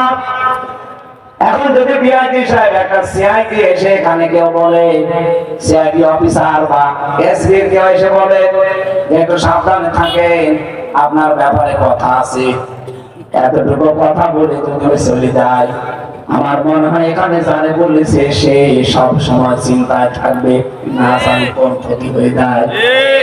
আরো জোরে বলেন। বিকাল বেলা আমার কল দেবে সিআইডির কাছে যে স্যার কিছু তো বললেন না, কি ক্ষতি হবে? এবার হবে কিন্তু বলা যাবে না। রাতের বেলা আমার মনে হয় তার ঘুমও আসবে না। কথা বলে না কেন? একটা সিআইডি অফিসারের কথা সত্য হতে পারে, মিথ্যা হতে পারে। এতটুকু কথা শোনার পরে যদি আপনার ঘুম খাওয়া দাওয়া বন্ধ হয়ে যায়, মহান আল্লাহ বলছেন ইন্নাল ইনসানা লাফি খুসর। পৃথিবীতে যত মানুষ আছে সবাই ক্ষতির ভেতরে। আল্লাহর কথা শুনবে কিভাবে টেনশন হওয়ার কথা বলেন তো? আল্লাহ কিন্তু বলেন না যে জিনরা ক্ষতির ভেতরে, পৃথিবীর অন্য কোন সৃষ্টি ক্ষতির ভেতরে, ফেরেশতারা ক্ষতির ভেতরে না। ইন্নাল ইনসান, মানুষ যারা, আমি আল্লাহর ভাষায় তারা ক্ষতিগ্রস্ত। শরীয়তপুর পাশে খুব গুরুত্বপূর্ণ বিষয়ের ভেতরে আমি যেমন আছি, আজহার ভাই আছে, অপু ভাই আছে, মামুন ভাই আছে, সবাই আছে। আল্লাহ বলেন সবাই ক্ষতির ভেতরে। এই যে 710 কোটি মানুষ এখন তামাম দুনিয়ায়, এর ভেতরে মাত্র 175 কোটি আমরা মুসলমান, বাকি 535 কোটি মানুষ আল্লাহর আয়াত অনুযায়ী সব ক্ষতিগ্রস্ত। কেউ আর ঈমান আনে নাই, এই 535 কোটি মানুষ সব বেঈমান, ওরা তো এমনি ক্ষতিগ্রস্ত। এবার আমরা যারা 175 কোটি মানুষ আছি, এর ভেতরেও ক্ষতিগ্রস্ত আছে কিনা দেখার দরকার নেই। আরো জোরে বলেন। এই যে 535 কোটির ভেতরে মগি আছে না, বুশ আছে না, পুতিন আছে না, এদের ঈমান আছে। এমনকি তামাম পৃথিবীর শ্রেষ্ঠ ধনী এখন বিল গেটস, সেও এর ভেতরে আছে, কারণ তার ঈমান। এখন যদি আপনি তার কাছে যে বলেন ট্রাম্প সাহেব আপনি কিন্তু ক্ষতিগ্রস্ত, ওকে মানবে? বিশ্বাস করবেন? এটা আমরা জানি আল্লাহর ভাষায় সে কি। আরো জোরে বলেন। এখন এই ক্ষতির ভেতরে যারা ডুবে আছে, এখান থেকে উঠতে চায়, বাঁচতে চায়, আমরা যারা আল্লাহর কথা বিশ্বাস করি। আমি ডুবতে পারে পানির ভেতরে, মনে করেন 1 মিনিট, 1 মিনিটের পরে আপনার থাকতে পারেন না পানির ভেতরে। আপনার পীর সাহেব যদি চায় যে আপনাকে আরো 2 মিনিট ডুবিয়ে রাখবে, আপনি যত বড় পীর হোক, নিজের জীবন বাঁচাতে পানির ভেতরে ডুবে থাকবেন। ও যত চাপ দিক উপর থেকে দরকার হয় হাত নাড়াচাড়া দিয়ে পীর সাহেবকে আপনি গোটা দিয়ে হলো আপনি উপরে ওঠার চেষ্টা করবেন। আরো জোরে বলেন। আল্লাহ পাক করেন সবাই ক্ষতির ভেতরে ডুবে আছে। শরীয়তপুরবাসী, এই ক্ষতি থেকে যদি সত্যি আপনাকে বাঁচতে হয়, আর এই বাঁচার জন্য যদি কেউ বাধা দেয়, তাহলে লাঠি গোটা দিয়ে হলেও সরাতে হবে। এই ক্ষতি থেকে এখন আমি ডুব থেকে উঠতে চাই, উপরে ভাসতে চাই। ভাসতে গেলে যদি আমার পীর বাধা হয়ে দাঁড়ায়, দরকার হয় পীরকেও লাঠি গোটা দেবো। যদি আমার দল বাধা হয়ে দাঁড়ায়, দলকেও লাঠি গোটা দেবো। যদি আমি হামসা বাধা হয়, হামসাকেও দেবো। কারণ আমার তো বাঁচা লাগবে আগে। আমি যদি মরে যাই, আমি পীরকে সম্মান দেবো কি করে, হামসাকে সম্মান দেবো কি করে? আমার বাঁচা লাগবে। এই কারণে এখন আর কাউকে দেখার সময় নেই। এই মহাক্ষতি থেকে আমি বাঁচতে চাই। আল্লাহ বলেন এই মহাক্ষতির সমুদ্র থেকে যদি বাঁচতে চাও, 4টা কাজ দুনিয়ায় করা লাগবে। ইল্লাল্লাযীনা আমানু ওয়া আমিলুস সালিহাত। ঈমান আনা লাগবে আল্লাহর প্রতি। প্রশ্ন আসতে পারে আমাদের ঈমান আছে না? কেউ যদি বলে আমানতু বিল্লাহ, আমি ঈমান এনেছি আল্লাহর উপরে, এই কথার সাথে 4টা কথা জড়িয়ে থাকে। আপনি বললেই হবে না আমার ঈমান আছে। কমপক্ষে 4টা কথা আপনাকে মানা লাগবে। কেউ যদি বলে আমি ঈমান এনেছি, কথার সাথে কয়টা কথা জড়িত? আরো জোরে, জোর হলো না? আপনি মিলান তো আপনার ঈমান আছে কিনা। এক নম্বরে আল্লাহর অস্তিত্ব মানা, কি? দুই নম্বরে আল্লাহর গুণাবলী মানা, তিন নম্বরে আল্লাহর আইন মানা, চার নম্বরে আল্লাহর ক্ষমতা মানা। এই চারটা বিষয় যদি দুনিয়ায় কেউ মানতে পারে তাহলে তার ঈমান আছে। এক নম্বরে আল্লাহর অস্তিত্ব মানা, এটা কাফেররা মানত। আবু জেহেলকে যদি জিজ্ঞাসা করেন ওয়ালা ইনসান তাহুম মান খালাকাস সামাওয়াতি ওয়াল আরদ লা ইয়াকুলুন্না আল্লাহ, আসমান আর জমিন কে বানিয়েছে? আবু জেহেল পর্যন্ত বলতো আল্লাহ বানিয়েছে। তার আল্লাহ একজন আছে, এই অস্তিত্ব আবু জেহেল মেনেছে না মানে নাই। আমরা বহু মুসলমানের অস্তিত্ব মানি যে আল্লাহ একজন আছে, ঠিক আছে। আবু জেহেলের মতো মনে করে ঈমান হয়েছে, এখনো বাকি আছে কয়টা? আরো জোরে বলেন। দুই নম্বর, আমি আল্লাহর গুণাবলী মানি। আমি এমন আল্লাহর প্রতি ঈমান এনেছি তার গুণ আছে কয়টা? আমরা অনেকে মনে করে ৯৯টা না। আল্লাহর নাম পেয়েছি আমি তাফসীরে ৫০০০। এই ৫০০০ গুণাবলী আছে তার, এগুলো আপনাকে মানা লাগবে। তার ভেতরে অন্যতম একটা গুণাবলী হচ্ছে রাজ্জাক। আল্লাহ পাক বলেন আমি রিজিক দিয়ে থাকি। এটা দুনিয়ার কোন মানুষের দ্বারা সম্ভব না, কোন সৃষ্টি এই দায়িত্ব নিয়ে পারবে না। সুলাইমান নবী একবার নিতে চেয়েছিল, পারে নাই। আল্লাহ রাব্বুল আলামিন রাজ্জাক নামটা নেওয়ার কারণে তামাম পৃথিবীতে কোন সৃষ্টি না খেয়ে মরে গেছে। আপনি পাবেন না, কোন সৃষ্টি আজ পর্যন্ত পৃথিবীতে না খেয়ে মরে গেছে না। আল্লাহ রাজ্জাক নাম নিয়েছে কেন? এই বিশ্বাসটা আপনার ভেতরে জন্মভাবে তৈরি করা লাগবে যে আমার রিজিক নির্ধারিত আছে। এটা যত বদ্ধমূল হবে আপনার জীবনে, তত আপনি হারাম থেকে বেশি থাকতে পারবেন। মানুষের সম্পদ আপনি আত্মসাৎ করবেন না, চাঁদাবাজি করবেন না, মানুষের জিনিস দখল করে খাবেন না, কারণ আপনি জানবেন আপনার নির্ধারিত তৈরি করা আছে। এর বেশি আপনি খেতেও পারবেন না, এর কমও আপনি খাবেন না। এই বিশ্বাস করার নাম হচ্ছে ঈমান। এটা যার ভেতরে যত বেশি বদ্ধমূল তার তত বেশি জীবন পরিচ্ছন্ন। তিন নম্বরে এমন আল্লাহর প্রতি আমি ঈমান এনেছি যে আল্লাহর আইন আছে। কি আছে? কয়টা? আল্লাহ পাক কোরআনে কারিমে আইন দিয়েছেন ৫০০। দুর্ভাগ্যজনক হলেও সত্য, এই বাংলাদেশে আমরা ৯২% মুসলমান, একটা আইনও চলে না। বলেন নাউজুবিল্লাহ। চার নম্বরে শুধু আল্লাহর আইন মানলে হবে না, মানতে হবে আল্লাহর ক্ষমতা আছে না নেই। যারা বলবেন যে ক্ষমতার উৎস জনগণ, তাদের ঈমান কিন্তু একদমই নেই। কথা বলেন না কেন? বলুন, আমি এমন আল্লাহর প্রতি ঈমান এনেছি যার অস্তিত্ব আছে, যার গুণ আছে, যার আইন আছে এবং যার ক্ষমতা আছে। ওয়ামিলুস সালিহাত, ভালো কাজ করা লাগবে। কি কাজ? আরো জোরে বলেন। এটা আমল মানে কাজ, ভালো কাজ আপনাকে করা লাগবে। ভালো কাজ কি? আপনি আমি মনে করলাম এটা ভালো কাজ শুরু করলাম না, ভালো কাজ হওয়ার জন্য দেখা লাগবে আল্লাহর এখানে বিধান আছে কিনা, আর রাসূলের তরিকা আছে কিনা।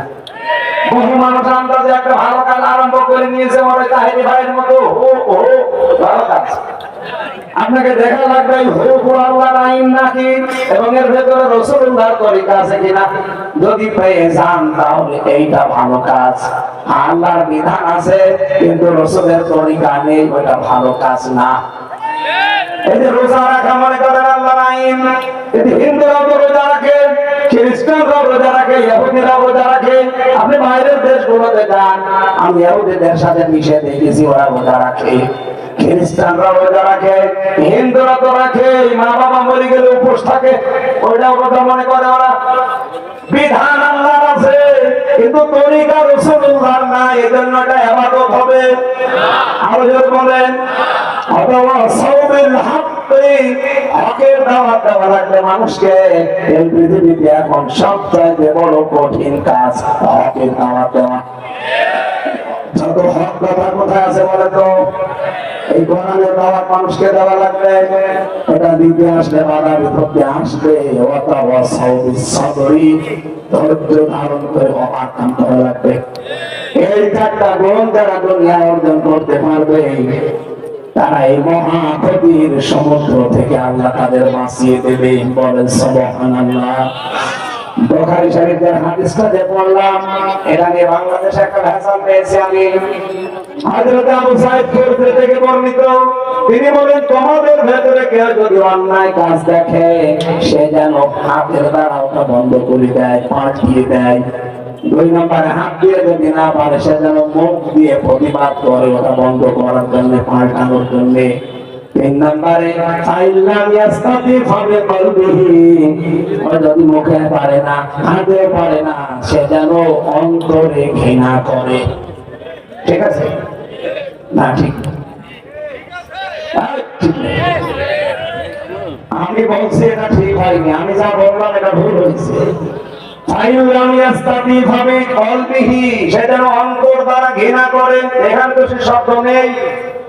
ঘৃণা করার আরবি হচ্ছে কারাহা ইয়াকরাহু, সে শব্দ তো এখানে নেই। কোথায় পেলেন আপনি? এই বিকৃত অর্থের কারণে আজ বাংলাদেশে অন্যায় বন্ধ হয় না। ভালো করে খেয়াল করেন। নবীজি বললেন, ফাইল্লাম ইয়াস্তাতিফা বিকলবিহি, সে যেন অন্তর দ্বারা ঘৃণা করে। আমরা অর্থ বানিয়েছি, কিন্তু বাংলা অর্থ আপনি পেলেন কোথায়? কারাহা, সে শব্দই তো নেই। অন্তর দ্বারা ঘৃণা না, অন্তর দ্বারা পরিকল্পনা করা লাগবে, চিন্তা ভাবনা করা লাগবে কি করে অন্যায়টা বন্ধ করা যায়, পাল্টিয়ে ফেলা যায়, তুলে ফেলা যায়। হাদিসটা যদি এভাবে আমরা বুঝতাম, হাত দিয়ে পারলাম না, মুখ দিয়ে পারলাম না, এদেশের 92% মুসলমান অন্তরের দ্বারা পরিকল্পনা যদি করতাম, এই দেশে কোনো অন্যায় করে কেউ টিকে থাকতে পারতো না। সুতরাং আমাদের উচিত হবে হক কথার দাওয়াত দেওয়া, এবং এই হকের উপরে টিকে থাকতে গিয়ে যদি বাধা বিপত্তি আসে, সর্বোচ্চ ধৈর্য ধারণ করে পরিচয় দেওয়া। আল্লাহ মহা ক্ষতি থেকে এই 4 দফা কর্মসূচি ফর্মুলা মেনে চলে আমাদেরকে যেন বাঁচিয়ে দেন। বলেন আমিন। সম্মানিত মা বোন যারা বসে আছে, হাজারো মেয়েরও বসে আছে, শুধু নামাজ পড়া, রোজা রাখার, কারো বোরকা পরা ইবাদত না। নবীজি বলেন, যে মহিলার ভেতরে 4টা গুণ পাওয়া যাবে, জান্নাতের 8টা দরজা আল্লাহ খুলে রাখবে। ইদানা সারা ইলাইহা সাররাতুহু, যখন তার স্বামী বাইরে থেকে এসে তার দিকে তাকাবে, তখন সে স্বামীকে আনন্দ দেবে, খুশি করবে। ওয়াইদা বাবানহা হাফিজাতুহু, স্বামী যখন বাইরে যাবে, তখন স্বামীর সম্পদ, স্বামীর সন্তান আর নিজের ইজ্জত হেফাজতে রাখবে। 3 নম্বরে, স্বামীকে আল্লাহর দ্বীনের উপরে চলার জন্য সাহায্য করবে, খাদিজা কুবরার মতো সহযোগিতা করবে। 4 নম্বরে, স্বামী যেটা পছন্দ করে ওটা যদি জায়েজ হয়, আবার বলছি, স্বামী যেটা পছন্দ করে ওটা যদি জায়েজ হয়, জীবন থাকতে ওই মহিলাকে মানা লাগবে। স্বামী পছন্দ করে কিন্তু ওটা জায়েজ না, স্বামী না স্বামীর বাপ পছন্দ করলে মারা যাবে না। কথা বুঝেন? স্বামী পছন্দ করছে একটা হারাম কাজ করতে, আল্লাহ রাসূলের অবাধ্য হয়ে স্বামীর হারাম কাজ, স্বামী একা না, স্বামী 14 বংশ বললেও আপনাকে মারা যাবে না। আমার কথা বোঝা গেছে না? এই যে 4টা শব্দ বললাম, নবীজি বলেন এই 4টা গুণ নামাজ, রোজা, পর্দার পাশাপাশি যদি আদায় করতে পারে কোন মহিলা।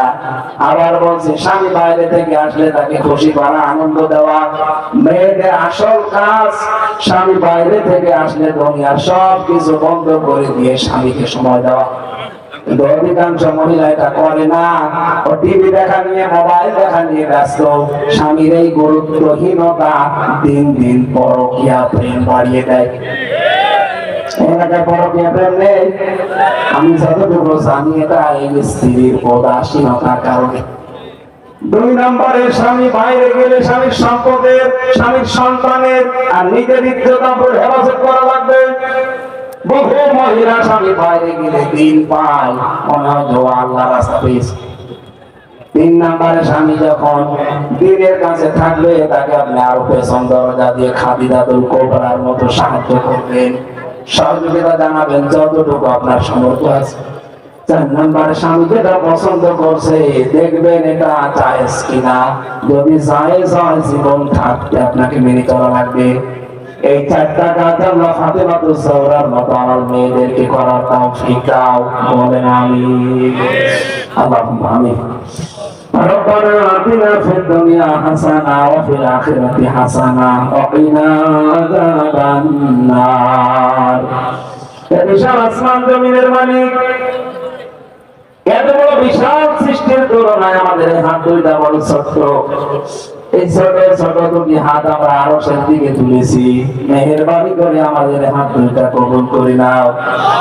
এত বড় আয়োজন কোরআনে কারীম প্রসারের জন্য যারা করেছে, যারা দায়িত্বে আছে, আল্লাহ তুমি তাদের জীবনকে পরিচ্ছন্ন করে দাও।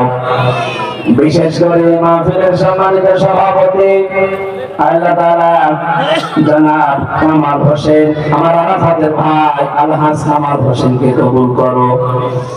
এই মাহফিলের প্রধান অতিথি আল্লাহ শ্রদ্ধাবাদের বড় ভাই জনাব মিয়া নুরুদ্দিন আহমেদ অপু, আল্লাহ তার স্ত্রী সন্তানকে কবুল করো, তার মা বাবাকে মাফ করে দাও। তার সন্তান ছোট্ট সন্তান আসানকে তুমি মেহেরবানি করে আলেম হিসাবে মঞ্জুর করো। হাক্কানি আলেম, হাক্কানি হাফেজ হওয়ার তৌফিক তাকে দান করো। রব্বুল আলামিন মাহফিলের বিশেষ মেহমান শ্রদ্ধাভাজন বড় ভাই আজহার ভাইকে মঞ্জুর করো। যত আলেমরা এখানে এসেছে আল্লাহ আলেম ওলামাদেরকে মঞ্জুর করে নাও। আমার আগে যিনি কথা বলছিলেন মাওলানা আব্দুল বাতেন, এই শরীয়তপুরের সন্তান, আল্লাহ তুমি তার কথাগুলো আমল করার তৌফিক দাও। আমার আর বড় ভাই এসেছে আব্দুল্লাহ মামা আনসারী, প্রশাসনের যত ভাই এখানে দায়িত্ব পালন করেছে, আজকে যত স্বেচ্ছাসেবক আজকে দায়িত্ব পালন করেছে, যে মা তাদের পেটে নিয়েছে, আল্লাহ মায়ের পেট খাদিজাতুল কুবরার মতো বানিয়ে দাও। সম্মানিত মা বোনেরা যারা পর্দার আড়ালে বসে আছে, এদেরকে খাদিজার মতো আয়েশার মতো জীবন দাও। পরিবারে অনেকের অশান্তি আছে, আল্লাহ তোমার সালাম নামের খাতিরে শান্তি দাও। আমি সহ যারা অসুস্থ আছি, অনেক মানুষ আমরা অসুস্থ আছি, আমাদের শেফায়ে কামেলা আজলা নসিব করো। এই ডাবুরটা বাজারে যারা ব্যবসা বাণিজ্য করে, এদের ব্যবসা বাণিজ্য বরকত দাও। রব্বুল আলামিন ম্যাডাম জিয়া অসুস্থ হয়ে আছে, তার হায়াত যদি থাকে তোমার ইলমে জানাতাকে সুস্থ করে ফিরিয়ে দাও। আর রব্বুল আলামিন যত মানুষ আমরা বিভিন্ন জায়গায় হাসপাতালে বেডে পড়ে থাকতে দেখেছি, দোয়া চেয়েছে, সবাইকে শেফায়ে কামেলা আজলা নসিব করে দাও। আল্লাহুম্মা ইগফিরলি ওয়ারহামনি ওয়াহদিনি ওয়াফিনি ওয়ারযুকনি ইয়া রাব্বাল আলামিন। সারাটা জীবন অপরাধ করেছি, বলটা নষ্ট করে ফেলেছি, পেছনের দিকে তাকালে জাহান্নাম ছাড়া কিছুই দেখি না।